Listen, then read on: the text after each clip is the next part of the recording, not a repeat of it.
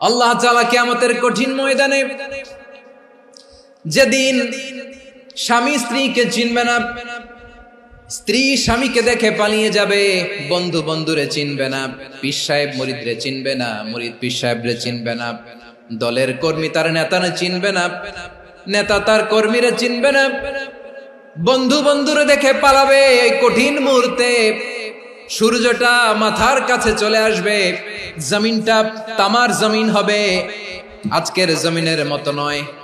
মানুষ ঘর্মাক্ত, ক্লান্ত, শ্রান্ত মাথার মগজগুলো কানের ছিদ্র আর নাকের ছিদ্র দিয়ে বেয়ে বেয়ে পড়বে।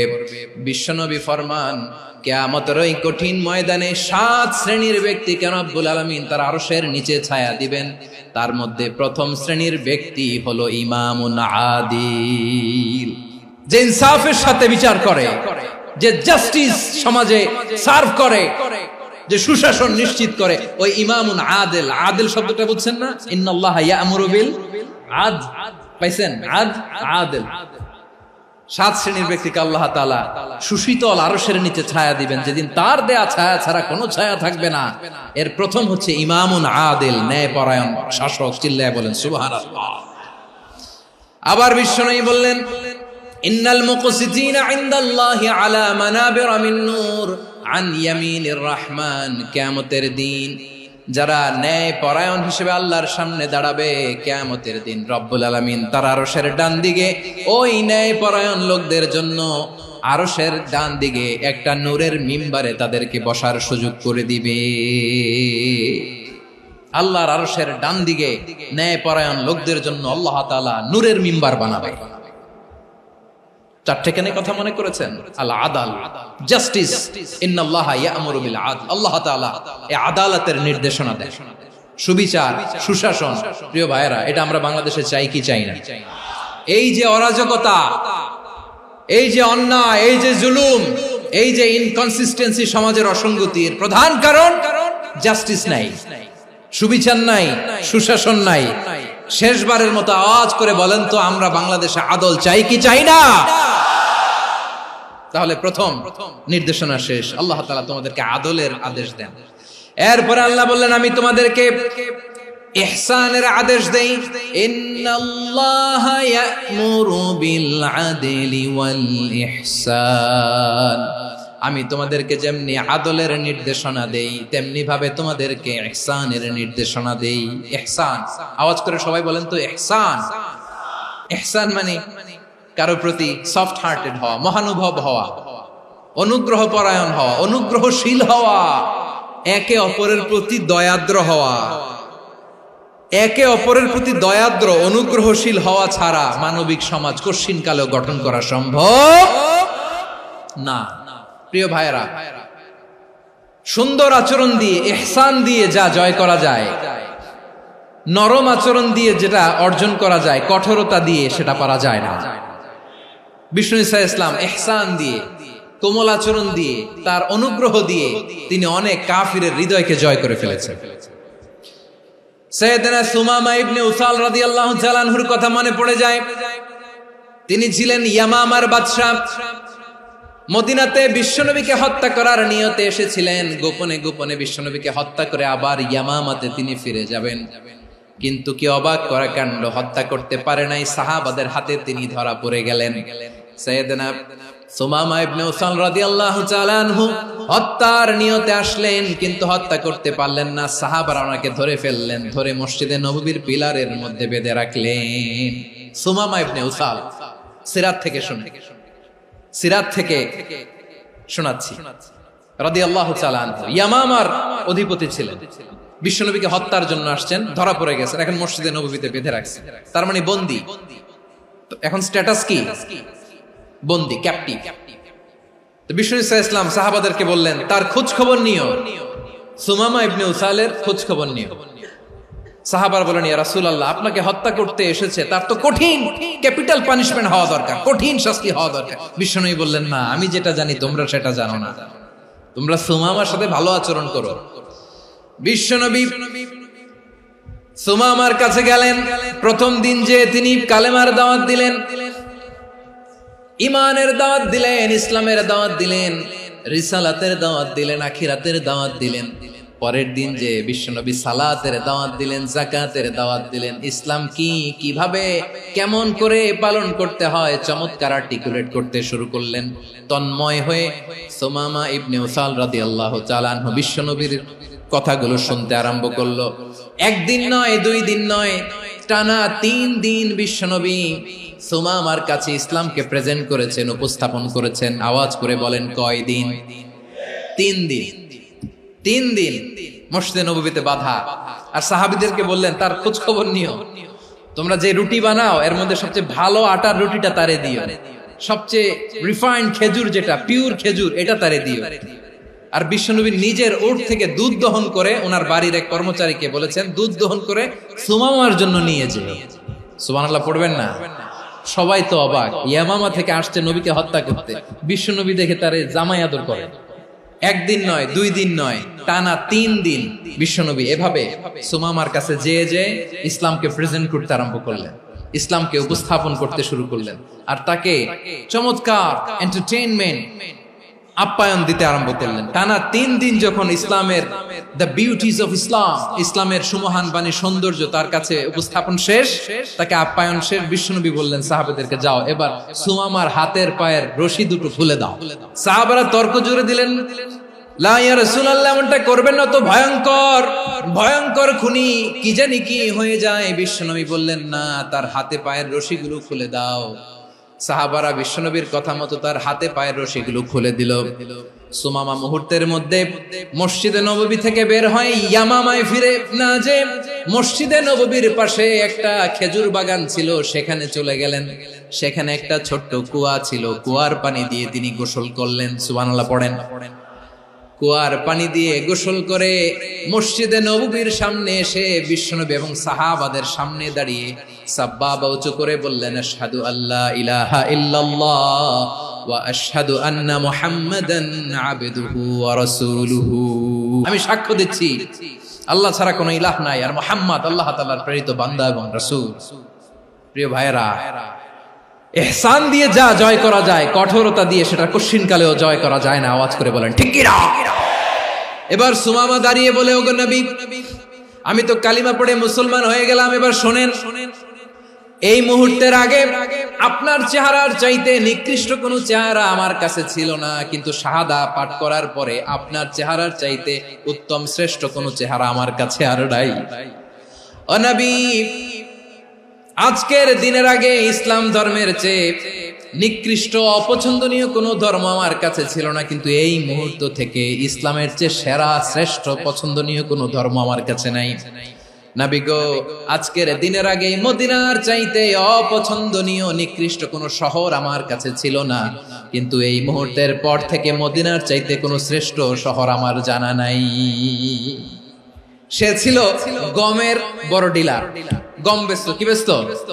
তার গম কিনে মক্কার লোকেরা রুটি খাইতো। সে ঘোষণা দিল, আজকে থেকে মক্কাবাসীদের জন্য সব গম আমি হারাম করে দিলাম, মক্কাবাসী এখন না খেয়ে মরে। সুবহানাল্লাহ পড়বেন না? মক্কাবাসী বিশ্বনবীর কাছে আসলেন, এসে বললেন, মুহাম্মদ, আমরা তো তোমার ভাই, তোমার চাচা, তোমার ভাতিজা, তোমার আত্মীয়, তুমি সুমামারে বলো সে যেন আবার গমের সাপ্লাই মক্কার জন্য অনুমতি দিয়ে দেয়। বিশ্বনবীর অনুমতি ক্রমে সুমামা আবার মক্কাতে গম পাঠাতে শুরু করলো। পড়েন সুবহানাল্লাহ। ইহসান, ইহসান দিয়ে আপনি যেটা জয় করতে পারবেন, you can win the heart of your enemies. ইহসান দিয়ে আপনি আপনার শত্রুর হৃদয়কে জয় করতে পারবেন। এজন্য আল্লাহ বললেন, ওয়া আনফিকু ফি সাবিলিল্লাহি ওয়া লা তুলকু বিআইদিকুম ইলাত তাহলুকা ওয়া আহসিনু ইন্নাল্লাহা ইউহিব্বুল মুহসিনিন। তোমরা আল্লাহর রাস্তায় দান করবে আর নিজেরা নিজেদেরকে ধ্বংসের হাতে ঠেলে দিও না। তোমরা একে অপরের প্রতি ইহসান করবে, কারণ ইহসানকারীদেরকে আল্লাহ বড় ভালোবাসেন। সুবহানাল্লাহ পড়েন। আবার সূরা রহমানে আল্লাহ বললেন, হাল জাযাউল ইহসানি ইল্লাল ইহসান ফাবিআইয়ি আলা, সবাই পড়েন, ফাবিআইয়ি আলাই রাব্বিকুমা তুকাযযিবান। ইহসানের প্রতিদান হিসেবে ইহসানি হয়। বিশ্বনবী সুমামার প্রতি যেমন ইহসান করেছেন, সুমামাও ঠিক তেমন ইহসান ফিরিয়ে দিয়েছে। ঠিক কিনা বলেন? তাহলে এক নম্বরে হচ্ছে আদ, ন্যায় বিচার। দুই নম্বরে সবাই বলেন ইহসান, সদাচরণ। ইহসান দুই ধরনের প্রিয় ভাইরা, ইহসান ফিল ইবাদা, ইহসান ফিল মুআমালা।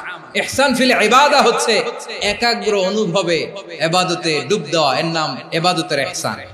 সুবহানাল্লাহ পড়ুন। বিশ্বনবী বলেন ইহসান মানে কি জানো নাকি? হাদিসে জিবরিলে সাইয়েদনা জিবরিল আলাইহিস সালাম বিশ্বনবীকে বললেন আখবিরনি আনিল ইহসান। নবী আমাদেরকে বলেন ইহসান মানে কি? বিশ্বনবী বললেন আনতা আবুদাল্লাহা কাআন্নাকা তারাহু ফাইন লাম তাকুন তারাহু ফাইন্নাহু ইয়ারাক। ইহসান মানে হলো এমন ভাবে তুমি আল্লাহর সামনে নিজেকে উজাড় করে ইবাদত করবে, তুমি ভাববে তুমি আল্লাহকে দেখতে পাচ্ছ। আর এটা যদি ভাবা তোমার জন্য কঠিন হয়ে যায়, অন্তত এতটুকু তুমি ভাববা যে আল্লাহ তোমাকে দেখতে পাচ্ছেন। ঠিক কিনা বলেন? ও আমার বীর চট্টলার ভাইয়েরা, কেউ যেটা দেখে না সেটা দেখে কে? এই বিশ্বাস হৃদয়ের মধ্যে আছে? নামাজে যখন দাঁড়ান এই ফিলিংসটা আনা যাবে? এসা পর্যন্ত যে আমরা হায়াত পাবো কোনো গ্যারান্টি আছে? সবাই আওয়াজ করে বলেন গ্যারান্টি আছে? গ্যারান্টি নাই। এজন্য বিষ্ণু ইসলাম বলেছে এমন ভাবে নামাজে দাঁড়াও, ইবাদত করো, মনে করো হতে পারে এটাই আমার জীবনের শেষ নামাজ। পারফর্ম দ্য সালাহ as if this is your last and final prayer. এমন ভাবে সালাতে দাঁড়াও, ভাবো হতে পারে এটাই তোমার জীবনের শেষ নামাজ। এমন ভাবে নামাজে দাঁড়াও, ভাবো এটাই শেষ নামাজ। তাহলে নামাজে একাগ্রতা বাড়ায় দিবে কে? ফলে ইবাদতের ইহসান আমাদের অর্জিত হবে। আর মুআমালাতে ইহসান হলো, বিশ্বনবী বলেন ইন্নাল্লাহা তাবারাকা ওয়া তাআলা কাতাবাল ইহসানা আলা কুল্লি শাই ফাইযা কাতালতুম ফাআহসিনুল কিতলা ওয়া ইযা যাবাহতুম ফাআহসিনুয যাবহা ওয়ালিয়ুহিদ্দা আহাদুকুম শাফরাতাহু ওয়ালিয়ুরিহ যাবিহাতাহু। ইহসান দুই ধরনের, আওয়াজ করে বলতে হবে কয় ধরনের? একটা হচ্ছে ইহসান ফিল ইবাদা, ইবাদতে ইহসান। ইবাদতে ইহসান কি? একাগ্র অনুভব দিয়ে ইবাদত করা, মন প্রাণ দিয়ে ইবাদত করা। আর মুআমালাতে ইহসান কি? সব কাজে, দৈনন্দিন কাজে, কর্মে, সামাজিক অ্যাক্টিভিটিতে কোমলতা প্রদর্শন করা, অনুগ্রহের সাথে সবকিছু করা। আল্লাহ তাআলা ইন্নাল্লাহা তাবারাকা ওয়া তাআলা কাতাবাল ইহসানা আলা কুল্লি শাই, তিনি সবকিছুর ব্যাপারে ইহসানকে আবশ্যক করেছেন। সবকিছু, মুমিনের সব কাজে ইহসানের পরশ থাকবে। ওয়া ইযা কাতালতুম ফাহসিনুল কিতলা, বিষ্ণুই বলেন তুমি যখন কাউকে হত্যা করো ইহসানের সাথে করো। সুবহানাল্লাহ পড়বেন না? যখন হত্যা করো তখনও ইহসানের সাথে। আচ্ছা হত্যা করবো আবার ইহসান আসবে করতে করে তো মেরেই ফেলবো আমি। আল্লাহ, ও ভাই একজন খুন করেছে, খুনি, রাষ্ট্রীয় আইনে তার শাস্তি হয়েছে ডেথ পেনাল্টি, মৃত্যুদণ্ড। এখন মৃত্যুদণ্ড দেখে আপনি যেমনি মন চায় তেমনি মারবেন লোকটারে? ওর নাক কেটে ফেলতে পারবেন? ওর কান কাটতে পারবেন? ওর চোখ উপড়ে ফেলতে পারবেন আপনি? যেমন মন চায় তার অঙ্গহানি করা যাবে না। ইহসানের সাথে তাকে হত্যা করো। সুবহানাল্লাহ, this is Islam, this is the true essence of Islam. ওয়া ইযা যাবাহতুম ফাহসিনুয যাবহা, যখন জবাই করবে তখনও ইহসানের সাথে জবাই করো। করব জবাই, ওইখানেও নাকি ইহসান। আচ্ছা কুরবানির দিন আমরা পশুগুলোরে কি করি বলেন সবাই আওয়াজ করে? জবাই। জবাই মানে তো এটারে মেরেই ফেলতেছি, একটু পরে তো টুকরো টুকরো করে গোশতগুলো খাবো, এটা তো খাবো, এটা তো মেরেই ফেলবে। বিষ্ণু বলে না, জবাইয়ের মধ্যেও মুমিনের জবাইয়ের ভেতরেও ইহসানের পরশ থাকা চাই। যখন জবাই করবে প্রাণীটাকে হাত পা টাইট করে বেঁধে নাও, ছুরিটাকে শার্পেন করে নাও, ধারালো করে নাও, যাতে অল্প সময়ে জবাইটা হয়ে যায়, প্রাণীটা যাতে কম কষ্ট পায়। সুবহানাল্লাহ পড়ে। দিস ইজ কল্ড ইহসান। আল্লাহ তাআলা যেমনি আদলের আদেশ করেছেন, ন্যায় বিচার, জাস্টিস এনশিওর করতে বলেছেন, সমাজে ইহসানের ব্যবহার, ইহসানের অনুশীলন তিনি করতে বলেছেন। এজন্য মুমিনের প্রতিটি কাজে, আমার চট্টগ্রামের ভাইয়েরা আমার দিকে তাকান, খেয়াল করে শুনুন, মুমিন জীবনের প্রতিটি কাজে ইহসানের পরশ থাকা চাই। আমরা যেন আমাদের পরিবারের প্রতি ইহসান করি, আমরা যেন আমাদের কর্মচারীদের প্রতি ইহসান করি, আমরা যেন আমাদের কলিগদের প্রতি ইহসান করি, আমরা যেন আমাদের ভাইদের প্রতি ইহসান করি। মুমিন জীবনের প্রতি কাজে ইহসানের পরশ থাকার দরকার আছে না নাই? কথা বুঝতে পেরেছেন? তাহলে আল্লাহ তাআলার তিনটা আদেশ ছিল, কয়টা গেল? প্রথমে কি ছিল? আদল। দুই নম্বরে তিন নম্বরে রব্বুল আলামিন বললেন ওয়া ইতাইদিল কুরবা, নিকট আত্মীয়দেরকে দান করো। নিকট আত্মীয়দেরকে দাও, যারা তোমাদের ব্লাড কানেকশনের আত্মীয় তাদেরকে তোমরা দাও। এখানে জেনারেলি বললেন দাও, কি দিব সেটা তিনি এখানে বলেন নাই, সেটা তিনি সূরাতুল ইসরার মধ্যে বলেছেন। আল্লাহ বলেন ওয়া আতিযাল কুরবা হাক্কাহ, নিকট আত্মীয়দেরকে তাদের অধিকার, তাদের প্রাপ্য তোমরা বুঝিয়ে দাও। দেখেন, একটা শান্তির সমাজ, একটা সমৃদ্ধ সমাজ, একটা মানবিক সমাজ গঠনের জন্য আল্লাহ তাআলা বেশি না, মাত্র তিনটা অর্ডার, তিনটা ভার্ডিক্ট তিনি জারি করেছেন। এক নাম্বার সুশাসন, ন্যায় বিচার। দুই নাম্বার ইহসান। তিন নাম্বার নিকটাত্মীয়, যারা কাছের, তোমার ভেরি ক্লোজ রিলেশনশিপে আছে, তাদেরকে দাও। দাও, দিলে বাড়িয়ে দেয় কে? অনেকে দিতে চায় না, কৃপণতা করে। দিলে বাড়ায় দেয় কে? ও মিয়া, মদিনার মধ্যে সবচাইতে গরিব সাহাবী ছিল বেলাল রাদিয়াল্লাহু তাআলা আনহু। ওনার এন্টায়ার অ্যাসেট, সম্পদের পরিমাণ কতদূর জানেন? একটা লুঙ্গি। বেলাল রাদিয়াল্লাহু তাআলা আনহু, ওনার টোটাল ওয়েলথের এস্টিমেশন হচ্ছে মাত্র একটা লুঙ্গি। একটা লুঙ্গি, টোটাল ওয়েলথ এস্টিমেশন, টোটাল সম্পদের পরিমাণ বেলাল রাদিয়াল্লাহু তাআলা আনহুর কি ছিল? ওই বেলাল রাদিয়াল্লাহু তাআলা আনহুকে বিষ্ণু ইসলাম বলেছেন আনফিক ইয়া বেলাল, ও বেলাল তুমিও দাও। ওয়ালা তাখশা মিন যিল আরশি ইখলালা, আরশের অধিপতির তো কোনো ঘাটতি নাই, তুমি দিলে ওই আল্লাহ তোমারে বাড়ায় দিবে। এজন্য আমার প্রিয় ভাইয়েরা, দিলে কমে না, দিলে বাড়ে। অনেকে ধরে রাখে, নতুন কিছু নিতে পারে না, হাত দিয়ে যেটা ধরে রেখেছেন এটা দিয়ে দেন, বড় একটা ধরার সুযোগ পাবেন। জোরে বলেন ঠিক কিনা? রব্বুল আলামিন বললেন তিন নাম্বার আদেশ হলো তোমাদের প্রতি, সমাজটারে কেমন করে মানবিক সমাজ, সুন্দর সমাজ গড়বা। তিন নাম্বার আদেশ হলো ওয়া আতিদাল কুরবা হাক্কা, নিকট আত্মীয়দেরকে তাদের প্রাপ্য বুঝিয়ে দাও। এই নিকট আত্মীয়দেরকে তাদের অধিকার বুঝিয়ে দেওয়া, প্রাপ্য বুঝিয়ে দেওয়াতে আমাদের গাফলতি আছে না নাই? অনেকে দেখবেন অনেক আল্লাহওয়ালা, তাহাজ্জুদ গুজার, সেজদা দিতে দিতে কপালে কালো দাগ ফেলে দিছে, সে তার বোনের হকটা আদায় করে নাই, আছে না নাই? অনেক বড় হাজী সাহেব, বিশাল লম্বা দাড়ি, ছেলেরে সব দিয়ে দিছে, মেয়েরে কিছু দেয় নাই, মেয়ের হক আদায় করে নাই, আছে না নাই? এই হাজী সাহেবেরা, এই আল্লাহওয়ালারা কিয়ামতের ময়দানে আটকে যাবে। আপনি অন্যের অধিকার নষ্ট করেছেন, তাদের রাইটস কে ভায়োলেট করেছেন। এজন্য আল্লাহ তাআলা বলেন, কারো অধিকার যদি কেউ নষ্ট করে, ওই সমাজটা মানবিক সমাজ কঠিনকালেও হতে পারে না। এজন্য তিন নম্বর আল্লাহ বললেন ওয়া ইতাইদিল কুরবা, নিকট আত্মীয়দেরকে দাও। কি দিবা? তাদের অধিকার দিয়ে দাও। বোনের অধিকার বুঝিয়ে দাও, মেয়ের অধিকার বুঝিয়ে দাও, ফুফুর অধিকার বুঝিয়ে দাও। দেখবেন অনেক মায়েরা ছেলের পাতে মুরগির রান দেয়, মেয়ের পাতে দেয় মুরগির ঠ্যাং। তো মেয়ের কি মুরগির রান খেতে মনে চায় না? মনে চায় না? এমনটা করা যাবে না। নিকটাত্মীয়দেরকে অধিকার দিয়ে দাও, নিকটাত্মীয়ের সাথে সুসম্পর্ক রাখো। আদেশটা কার? এজন্য প্রিয় ভাইয়েরা, জীবনে যদি বারাকা অর্জন করতে চান, নিকটাত্মীয়দের সাথে সুসম্পর্ক রাখতে হবে, তাদের জন্য উপহার পাঠাতে হবে। বিশ্বনবী বলেন লা ইয়াদখুলুল জান্নাতা কাতে, যে ব্যক্তি আত্মীয়তার সম্পর্ককে ছিন্ন করে দেয়, সে কঠিন কালেও আল্লাহর জান্নাতে ঢুকবে না। আপনি কি এটারে সহজ হাদিস মনে করছেন? এটা সহজ কথা? আপনি ভাবছেন আপনার নামাজ আপনারে বাঁচাতে পারবে, আপনার রোজা বাঁচাতে পারবে, আপনার তাহাজ্জুদ আপনারে বাঁচাতে পারবে? অধিকার নষ্ট করলে কিছুই আপনারে বাঁচাতে পারবে না।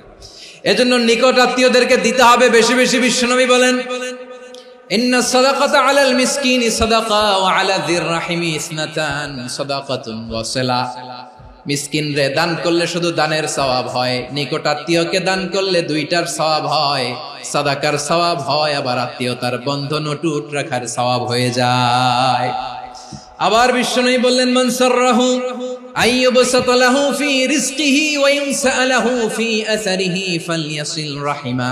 যে ব্যক্তি তার রিজিকের প্রশস্ততা চায় আর হায়াতে বরকত চায়, সে যেন তার আত্মীয়ের সাথে সুসম্পর্ক রাখে। আমার প্রিয় চট্টলার ভাইয়েরা, আমাদের রিজিক বাড়ুক, এটা আমরা চাই কি চাই না? সবাই চান? হ্যাঁ, আমাদের রিজিকে প্রশস্ততা আসুক, চাই কি চাই না? আমাদের হায়াতে বরকত আসুক, আমরা চাই কি চাই না? এই দুইটা যদি চান তাহলে নিকটাত্মীয়দের সাথে সুসম্পর্ক রাখবেন। পারবেন? তাহলে সমাজটারে মানবিক সমাজ বানায় দিবে কে? তিনটা আদেশ চলে গেল। 1 নম্বরে কি ছিল? 2 নম্বরে, 3 নম্বরে নিকটাত্মীয়দেরকে দান। আল্লাহ তাআলা তিনটা জিনিসের যেমনি আদেশ করেছেন, অনুরূপ ভাবে তিনটা বিষয় তিনি বারণ করেছেন, নিষেধ করেছেন। ওগুলোর কাছেও যাওয়া যাবে। রাব্বুল আলামিন বলেন, ওয়ায়ানহা আনিল ফাহশাই ওয়াল মুনকারি ওয়াল বাগি। আমি যেমনি তিনটি বিষয়ে আদেশ করলাম, অনুরূপ ভাবে তিনটি বিষয়ে বারণ করলাম, নিষেধ করলাম। আমার 1 নাম্বার নিষেধাজ্ঞা হলো অশ্লীলতার প্রতি। ফাহশা, ওয়ায়ানহা আনিল ফাহশা, আল্লাহ তাআলা অশ্লীলতাকে নিষেধ করেছেন। কোন জিনিসকে? সবাই বলুন, কোন জিনিসকে? যত ধরনের, যত টাইপের, যত ক্যাটাগরির অশ্লীলতা হতে পারে সব অশ্লীলতাকে হারাম করেছেন কে? ফাহশা মানে কি? কথায়, কাজে, আচরণে, কমেন্ট, ফেসবুকের কমেন্টসে যত ধরনের নোংরামো আছে, যত ধরনের অশ্লীলতা আছে, এটাকে আরবিতে বলে ফাহশা। রাব্বুল আলামিন বলেন, কুল ইন্নামা حرم ربي الفواحش ما ظهر منها وما بطن।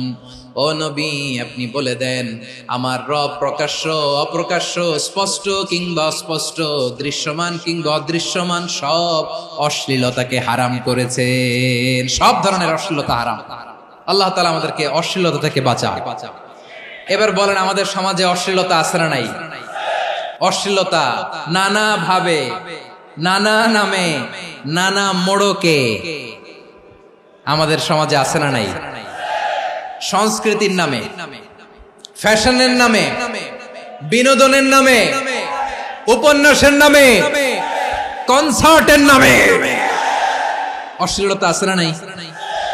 আপনি দেখেছেন কনসার্টগুলোর অবস্থা? আমাদের তরুণ তরুণীরা, আমাদের যুবক যুবতীরা, আমাদের জেনজিরা, কি অবস্থা ওইখানে? কনসার্টের নামে অশ্লীলতা আছে না নাই? ছেলে মেয়ে একে অপরকে জড়ায় ধরতেছে, একে অপরকে চুমু খাচ্ছে, প্রকাশ্যে, দিবালোকে, গণমানুষের সামনে। আল্লাহ তাআলা এই অশ্লীলতা থেকে আমাদেরকে বেঁচে থাকতে বলেছেন। রূপালী জগতের নামে অশ্লীলতা আছে না নাই? এই টার্মটা আপনারা জানেন না? রূপালী জগৎ কি জগৎ? আসলে কি রূপালী জগৎ না অন্ধকার জগৎ? আমার বোনেরা, আপনাদেরকে যে কি বলে তারা বুঝায়, রূপালী জগৎ শুনেই আপনি ভরকে যাবেন না। রূপালী জগতে যে নারী যত বেশি উলঙ্গ, সে নাকি তত বেশি সাহসী। জানেন? বলে এটা একটা সাহসী নারী, খুব সাহসী পদক্ষেপ তার। যত বেশি শরীর থেকে কাপড় নামাতে পারবে, যত বেশি বস্ত্রহীন হয়ে নিজেকে প্রেজেন্ট করতে পারবে, সে নাকি তত বেশি সাহসী। আমার চট্টলার ভাইয়েরা, শয়তানের প্রথমে এজেন্ডা ছিল বনি আদমকে বস্ত্রহীন করা। সে আদম এবং হাওয়া আলাইহিস সালামকে নিষিদ্ধ গাছের ফল খাইয়ে তাদেরকে বস্ত্রহীন করেছে। এই জামিনেও সে আমাদেরকে বস্ত্রহীন করতে চাইবে। এই রূপালী জগতের নামে তারা এটা করে। আমার প্রিয় বোনেরা, আপনি জানেন না আপনার দাম কত? ওরা আপনাদেরকে বিজ্ঞাপনের সস্তা পণ্য বানাতে চায়। ওরা আপনাদেরকে ওদের ভোগের লিপসার টুলস বানাতে চায়। ওরা আপনাদেরকে দিয়ে ওদের খায়েশ পূরণ করতে চায়। এটা আপনাদের জন্য মোটেও ডিগনিটি নয়, এটা আপনাদের জন্য সম্মান নয়। আপনার সম্মান শালীনতায়, আপনার সম্মান হেজাবে, আপনার সম্মান ভদ্রতায়, আপনার সম্মান আপনার ডিসেন্ট পোশাকে। পোশাক বলে দেয় এই নারীটা ভদ্র না অভদ্র। পোশাক বলে দেয় এই মেয়েটা কোন ঘরের মেয়ে। আপনি জানেন না, আপনারা সস্তা পণ্য বানায়, ভোগের পণ্য, বিলবোর্ডে আপনাকে উলঙ্গ করে উপস্থাপন করে। এই অশ্লীলতার সাথে ইসলামের কোন সম্পর্ক। এজন্য আল্লাহ বলেন, আমি অশ্লীলতাকে হারাম করেছি। অশ্লীলতাকে হারাম করার প্রথম কারণ হলো এর মাধ্যমে মানবতাকে অপমানিত করা হয়। কারণ মানুষের সম্মান মানুষের পোশাকে। মানুষ যখন পোশাকহীন হয়ে যায়, বস্ত্রহীন হয়ে যায়, তার সম্মান কমে যায়। ঠিক কিনা? অশ্লীলতাকে হারাম করার প্রথম কারণ হচ্ছে মানুষ মানুষকে অপমান করে। একটা নারী, সে তো সম্মানিত, নারী যে কত সম্মানিত নারীরা এটা বুঝেই নাই। বিশ্বনবী বলেন আদ-দুনিয়া কুল্লুহা মাতা ওয়া খায়রু মাতা'আদ দুনিয়া আল মারআতুস সালিহা। আমার বোনেরা, 5টা প্যান্ডেলে আপনারা এলইডিতে আমার আলোচনা শুনছেন, আমি জানি।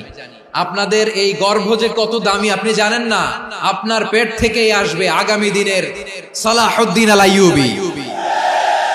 আপনার পেট থেকেই আসবে অনাগত দিনের ইমাম মাহদী আল মুনতাযর। আপনার পেট থেকেই আসবে অনাগত দিনের ফয়সাল, ওয়াসিম, মুগ্ধ, আবু সাইদের মতো বীর যোদ্ধা। আমার প্রিয় বোনেরা, আমার প্রিয় বোনেরা, বিশ্বনবীর কথার ওজন খেয়াল করেন। আদ-দুনিয়া কুল্লুহা মাতা ওয়া খায়রু মাতা'আদ দুনিয়া আল মারআতুস সালিহা। দুনিয়ার সবকিছুই অ্যাসেট, এর মধ্যে সবচেয়ে দামি অ্যাসেট নেককার নারী। আপনার গর্ভ যে কত দামি আপনি জানেন না। নিজের সময়টাকে কাজে লাগান, কোরআন পড়েন, সুন্নাহ পড়েন। আপনার অনেক দায়িত্ব ঘরে। You are the MD of your family. একটা family it's a very big institution. পরিবার একটা অনেক বড় প্রতিষ্ঠান, and you are the MD of your institution. আপনি এই পরিবারের MD, managing director of your family. এখানে আপনার কত দায়িত্ব। আপনি ছেলে মেয়েদেরকে তারবিয়া করবেন, আপনি আপনার স্বামীর জন্য ঘরটারে জান্নাতের নীড় বানাবেন, আপনার জন্য জান্নাতের ডুপ্লেক্স বাড়ি ওইখানে তৈরি করে রাখবে কে? আপনি যে কত দামি আপনি জানেন না। নারীদেরকে আল্লাহ বানিয়েছেন উচ্চতর করে, নিম্নতর নয়। নারীদেরকে ছোট্ট জিনিস দিলে এটারে বড় করে দেয়। নারীদেরকে ভ্রূণ দিলে, শুক্রাণু দিলে নারী এটারে বাচ্চা হিসেবে উপহার দেয়, ঠিক কিনা? বিয়ের মাধ্যমে স্বামী যখন তার শুক্রাণু তার স্ত্রীকে উপহার দেয়, স্ত্রী রিটার্নে কি উপহার দেয়? ফুল ফর্ম বেবি, মানব সন্তান। দেখছেন, আপনি দিলেন একটুকুনি, দিছে বিশাল। আপনি যদি নারীকে বাজার এনে দেন, নারী এটাকে সুস্বাদু খাবারে রূপান্তর করে দেয়। আপনি তাকে একটা মুচকি হাসি দিয়ে দেন, সে তার কলিজা দিয়ে দেয়। কিন্তু যদি আপনি তার মনে কষ্ট দেন, সে আপনার জীবনকে জাহান্নাম বানায়া দেয়। নারীর মন বুঝতে পারলে নেয়ামত, বুঝতে না পারলে কিয়ামত। আমার প্রিয় বোনেরা, আপনি যে কত দামি আপনি জানেন না। অনেক দামি আপনি।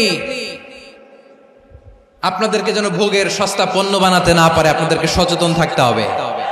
তাহলে কেন আল্লাহ তাআলা এই ফাহশা, অশ্লীলতাকে হারাম করলেন? 1 নাম্বার, এতে হিউম্যান ডিগনিটি কমে। 2 নাম্বার, এতে মানুষের অধিকার নষ্ট হয়। আপনি বিয়ে করেছেন, এরে পরকিয়া করেন, ওর সাথে এরকম আছে না নাই? স্ত্রীর অধিকার নষ্ট করেছেন। আপনি বিবাহ সম্পর্কে আবদ্ধ হয়েছেন তার সাথে, আপনি পরকিয়া করেন ওই ছেলের সাথে, আপনি আপনার হাজবেন্ডের সাথে বিট্রে করেছেন। এজন্য আল্লাহ অশ্লীলতাকে হারাম করেছেন। অশ্লীলতাকে হারাম করার আরেকটা কারণ হচ্ছে আল্লাহ তাআলা এই হিউম্যান জেনারেশনকে এটাকে প্রিজার্ভ করতে চায়। হিফজুন নাসল, এটা মাকাসিদুশ শরিয়ার অনেক গুরুত্বপূর্ণ একটা মাকাসিদ, অনেক গুরুত্বপূর্ণ। আপনার নাসল, আপনার জেনারেশনকে সংরক্ষণ করা। এই যে আসতেছে ফেব্রুয়ারি, কত ফেব্রুয়ারি জানো? এটা কি বিশ্ব ভালোবাসা দিবস? হ্যাঁ, কি দিবস? এই বিশ্ব ভালোবাসা দিবসের সাথে মুসলমানদের কোনো সম্পর্ক নাই। আমার প্রিয় ভাইরা, এই যে আপনি অবৈধ সম্পর্কে জড়ালেন, কেন আল্লাহ অশ্লীলতাকে হারাম করেছে দেখেন। বলতেছিলাম যে এটা আপনার নাসল, আপনার জেনারেশন, আপনার লিনিয়েজ, আপনার বংশকে প্রিজার্ভ করা। কে কার বাবা, কে কার মা, বাবা মা জানা, প্রজন্মকে প্রিজার্ভ করা, এটা ইসলাম ওয়াজিব করে দিয়েছে। এই যে অবৈধ সম্পর্কের কারণে, বিশ্ব বেহায়া দিবসের কারণে, এগুলোর আউটকাম, আউটপুট হিসেবে মাঝে মাঝে এই ঢাকা মেডিকেলের ডাস্টবিনে নবজাতকের বাচ্চার কান্নার আওয়াজ শুনতে পাওয়া যায়। চট্টগ্রাম মেডিকেলের ডাস্টবিনে নবজাতকের কান্না শুনতে পাওয়া যায়। বীর চট্টলার মুসলমানেরা বুঝতে পারলে আওয়াজ করে বলেন, এই যে চট্টগ্রাম মেডিকেলে যে নবজাতকটা পাওয়া গেল, ওর বাবাকে আমাকে বলেন, ওর মাকে, ও কোন ফ্যামিলির সন্তান কেউ জানে? আপনি হিউম্যান ডিগনিটিকে অপমান করেছেন না? আপনি তার ভবিষ্যৎকে অন্ধকার করেছেন না? আপনি তার লিনিয়েজকে প্রশ্নবিদ্ধ করে দিয়েছেন না?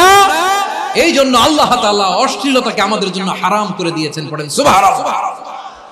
এই জন্য রাব্বুল আলামিন বলেন, কুল ইন্নামা হারাম রাব্বিয়াল ফাওয়াহিশা মা যাহারা মিনহা ওয়া মা বাতান।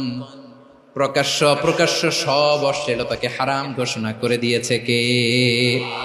আবার দুনিয়ার বুকে যারা অশ্লীলতার প্রসার করে তাদের জন্য শাস্তি মজুদ রেখেছে কে?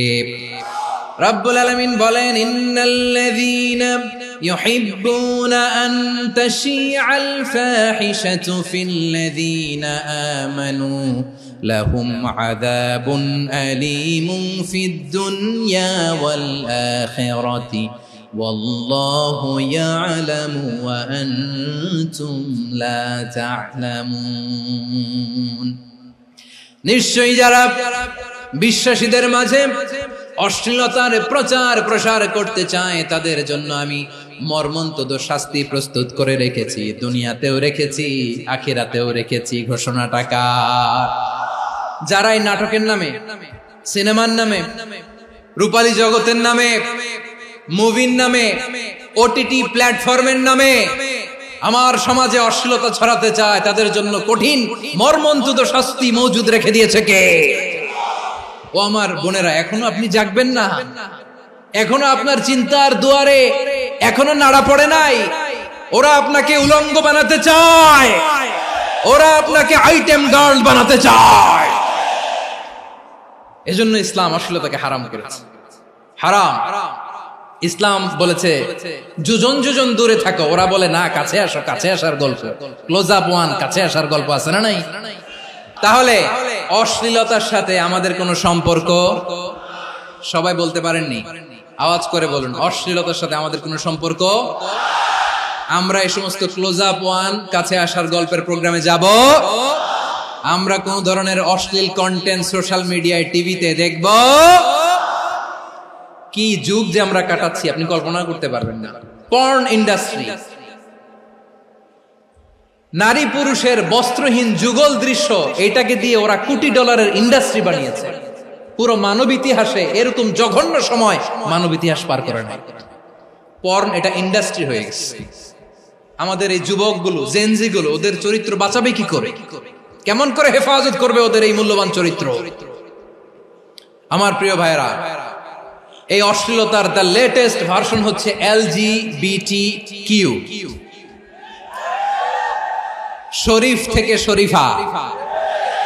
শুনছেন আপনারা? দেখতে পুরুষ, আসলেই পুরুষ, সুস্থ একজন পুরুষ, 4 সন্তানের বাবা, বলে আমি মনে মনে নারী। দেখতে নারী, সুস্থ নারী, আসলেই সে দিব্যি একজন নারী, বলে আমি মনে মনে পুরুষ। সবচেয়ে ভয়ঙ্কর অশ্লীলতার সবচাইতে লেটেস্ট ভার্সন হচ্ছে এই ট্রান্সজেন্ডারিজম।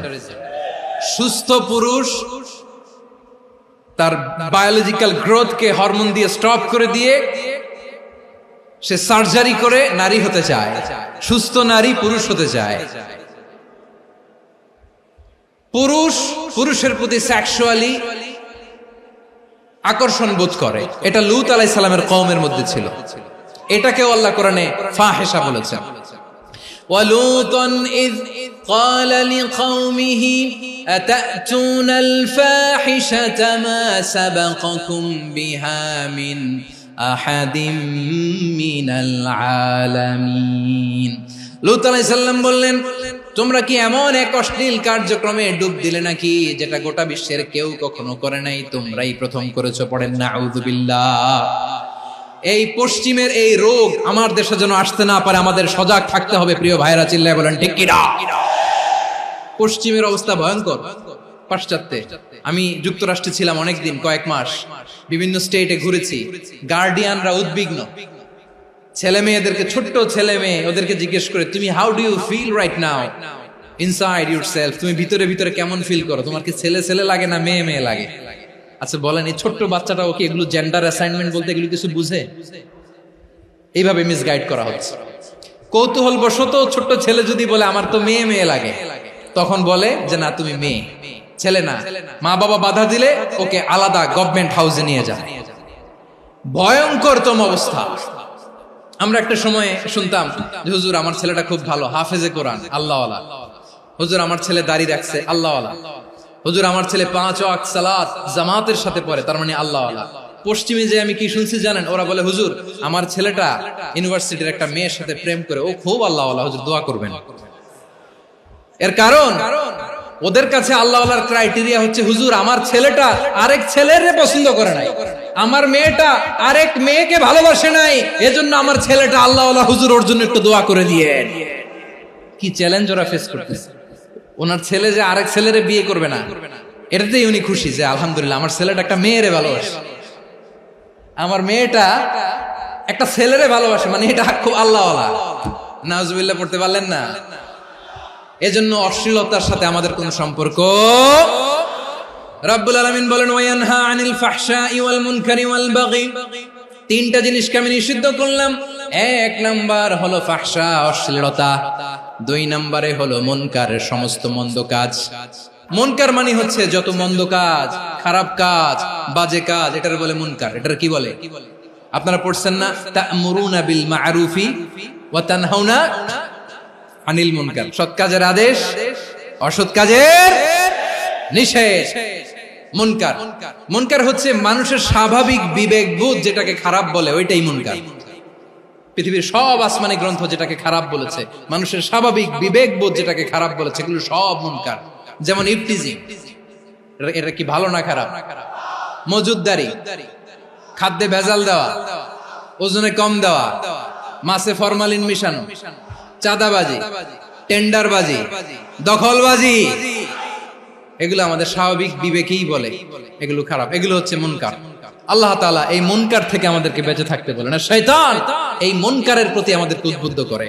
আল্লাহ তাআলা বললেন, ইয়া আইয়ুহাল্লাযীনা আমানু লা তাত্তাবিউ খুতুওয়াতিশ শাইতান ওয়া মান ইয়াত্তাবি' খুতুওয়াতিশ শাইতানি ফাইন্নাহু ইয়া'মুরু বিল ফাহশাই ওয়াল মুনকার।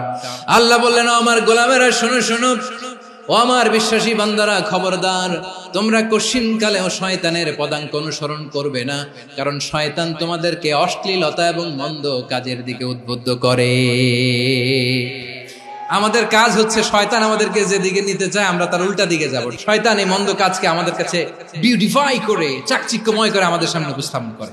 এজন্য আল্লাহ বলেন মুনকারকে থামাতে হবে, মুনকার প্রতিরোধ করতে হবে। মুনকার প্রতিরোধের দায়িত্ব শুধু আমাদের নাকি? শুধু আপনার খতিব সাহেবের, ইমাম সাহেবের, নাকি মুসলিম উম্মার সবার? আওয়াজ করে বলুন, মুনকার অসৎ কাজ প্রতিরোধের দায়িত্ব কার? রাব্বুল আলামিন বলেন, কুনতুম খায়রা উম্মাতিন উখরিজাত লিন-নাসি তা'মুরুনা বিল মা'রুফি ওয়া তানহাউনা আনিল মুনকার। তোমাদেরকে শ্রেষ্ঠ জাতি করে জমিনের মধ্যে আবির্ভূত করা হয়েছে, যাতে করে তোমরা জমিনের ভেতরে সৎ কাজের আদেশ করতে পারো আর অসৎ কাজের নিষেধ করতে পারো। উম্মাহ, কুনতুম খায়রা, তাহলে গোটা উম্মার দায়িত্ব, এটা বুঝতে পারছেন তো? আচ্ছা, আরো নিচে আসেন। এরপরে আল্লাহ বললেন, শুধু উম্মাহ না, এই জমিনের রাজত্ব আমি যাদের হাতে দেই, এই জমিনের মালিক আমি যাদেরকে বানিয়ে দেই, যাদেরকে আমি সরকারের দায়িত্ব দেই, তাদেরকেও মুনকার প্রতিরোধের দায়িত্ব দিয়েছে কে?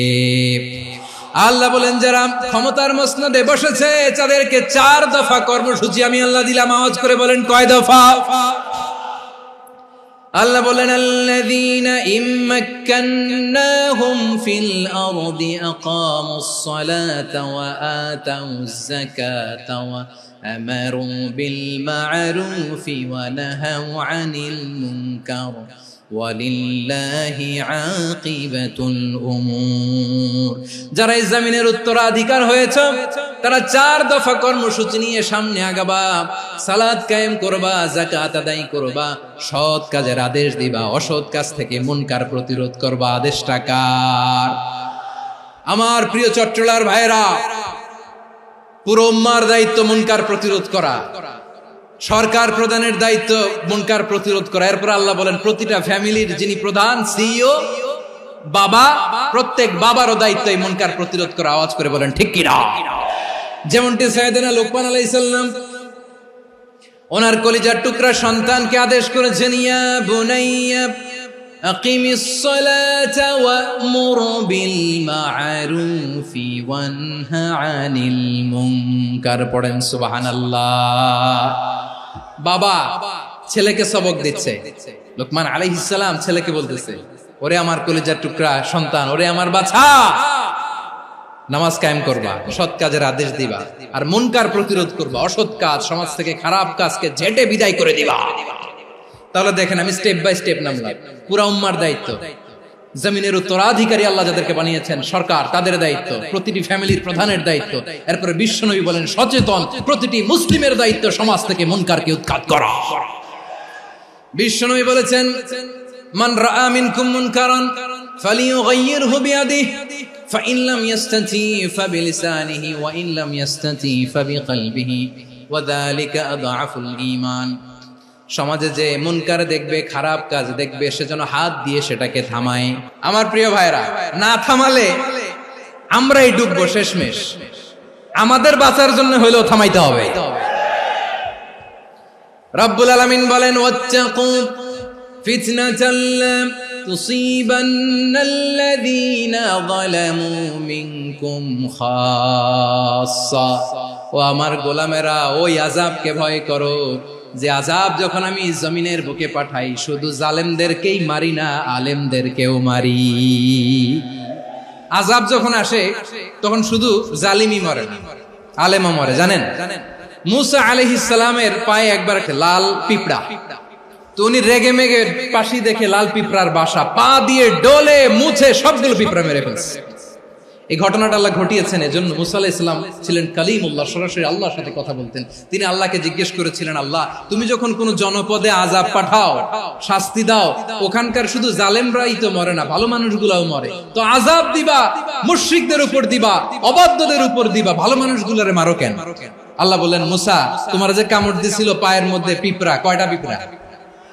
একটা পিঁপড়া, তো সবগুলারে মারলা কেন? রেগে মেগে পুরো পিঁপড়ার বাসা ভেঙে মেসাকার করলা কেন?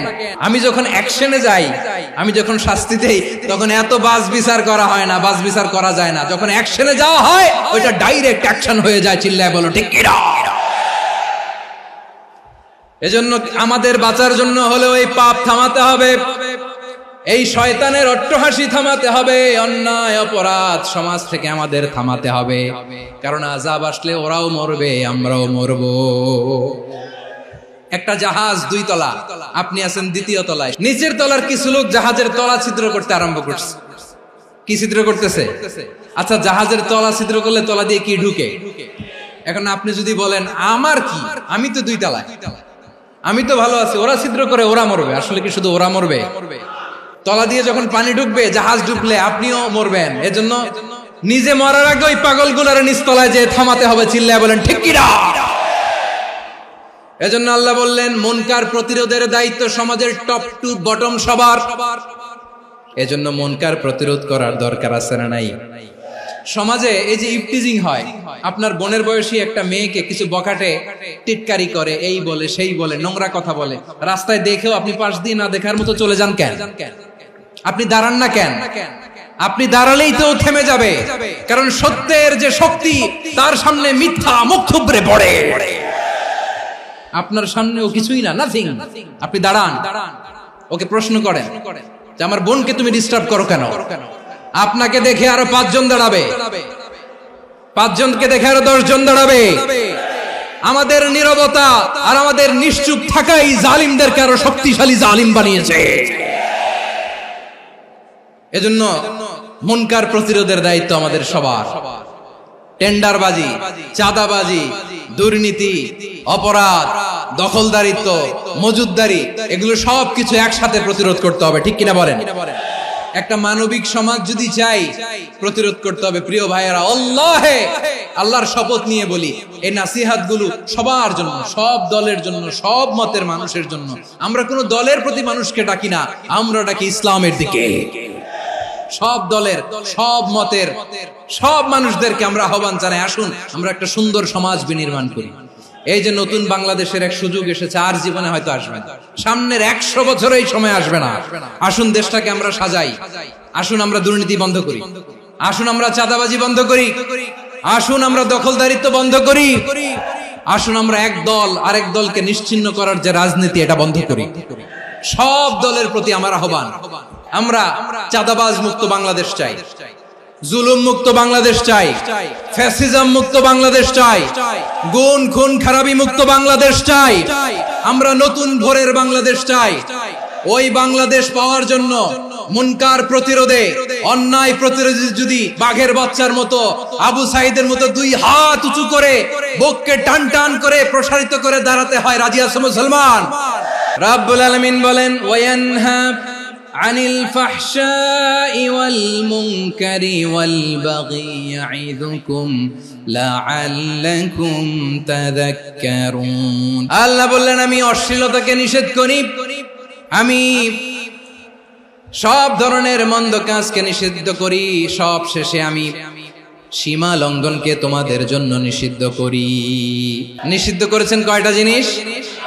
1 নম্বরে অশ্লীলতা, 2 নম্বরে মুনকার তথা সব মন্দ কাজ, 3 নম্বরে আল বাগি সীমা লঙ্ঘন, ক্রসিং দ্য লিমিট। সীমা লঙ্ঘন করা ভালো না। We all should know our limits. চিল্লায় বলেন ঠিক কিনা? একই আয়াতে আল্লাহ বললেন কুল ইন্নামা হারামা রাব্বিয়াল ফাওয়াহিশা মা যাহারা মিনহা ওয়া মা বাতানা ওয়াল ইসমা ওয়াল বাগিয়া বিগাইরিল হক। অন্যায় ভাবে যে অবাধ্য হয়, যে সীমা লঙ্ঘন করে, তাদেরকেও আমি এটা হারাম করে দিলাম। সীমা লঙ্ঘন করা হারাম। আল্লাহ বারবার বারবার আমাদেরকে ওয়ার্নিং দেয়। যখন আমরা থামি না তখন আল্লাহ ধরে, আর যখন ধরে তখন ছাড়ে না। ধরে ধরে ধরে না, ধরলে আল্লাহ। ফেরাউনকে কিন্তু হুট করে ধরে নাই, আপনারা জানেন 9 বার ওয়ার্নিং দিয়েছে। ফেরাউনকে আল্লাহ তাআলা ওয়ার্নিং দিয়েছিল কয়বার? রাব্বুল আলামিন বলেন ওয়ালাকাদ আতাইনা মূসা 9 আয়াতিন বাইয়িনাত। 9টা মুআজিজা দেখিয়েছি। 1 2 3 বারবার এইভাবে রিমাইন্ডার, ওইভাবে রিমাইন্ডার, এইভাবে নসিহত, ওইভাবে দাওয়া। ফাকুলা লাহু কাওলান লাইয়িনা, নরম করে বলো, সফট করে বলো, যত ওয়ে হতে পারে দাওয়া মেথডোলজি। মুসা আলাইহিস সালামের সব অ্যাপ্লাই শেষ। 10ম বারে যে আল্লাহ ধরছে, 10ম বারে যে ধরেছে। এজন্য আল্লাহ বলেন আমি সীমা লঙ্ঘনকে পছন্দ করি না। কোরআনের অন্য আয়াতে বাগীকে বলা হয়েছে আল ইতিদা। সীমা লঙ্ঘন যারা করে তাদেরকে আল্লাহ বলেছেন মুতাদিন। ওয়াকাতিলু ফি সাবিলিল্লাহিল্লাযীনা ইউকাতিলুনাকুম ওয়া লা তা'তাদু ইন্নাল্লাহা লা ইউহিব্বুল মুতাদিন। আমি সীমা লঙ্ঘনকারীদেরকে কোশ্চিনকালেও পছন্দ করি না। আমরা যেন সীমা লঙ্ঘন না করি, রাজি আছেন তো? যে কোনো ক্ষেত্রে ইবাদতে যেন সীমা লঙ্ঘন না করি। অনেকে আমরা ইবাদতে সীমা লঙ্ঘন করে ফেলি। বিশ্বনবী সাল্লাল্লাহু আলাইহি ওয়াসাল্লাম যেটা শিখিয়েছেন এর বাইরে যে অতিরিক্ত বুজুর্গ হতে চায়, এরকম আছে না নাই? কোন ক্ষেত্রেই সীমা লঙ্ঘন করা যাবে, এমনকি যুদ্ধ ক্ষেত্রেও না। বিশ্বনবী সাল্লাল্লাহু আলাইহি ওয়াসাল্লাম বলেন খবরদার যুদ্ধ ক্ষেত্রেও সীমা লঙ্ঘন করো না। কি সুন্দর ইসলাম আমরা পেয়েছি। বিশ্বনবী বলেন খবরদার যুদ্ধের ময়দানে কোনো নারীর গায়ে হাত তোলো না, কোনো শিশুর গায়ে হাত তোলো না, কোনো গবাদি পশু হত্যা করো না, কোনো শস্য ক্ষেত্র ধ্বংস করো না, ইবাদতরত অন্য ধর্মের কোনো সন্ন্যাসীর গায়ে হাত তোলো না। বলেন সুবহানাল্লাহ। তাহলে আমরা সীমা লঙ্ঘন করতে পারবো? প্রিয় ভাইরা, একটা সুখী, সমৃদ্ধ, শান্তির সমাজ, মানবিক সমাজ যদি আমরা গঠন করতে চাই, আমাদের আল্লাহর দেয়া কয়টা আদেশ মানতে হবে বলেন দেখি?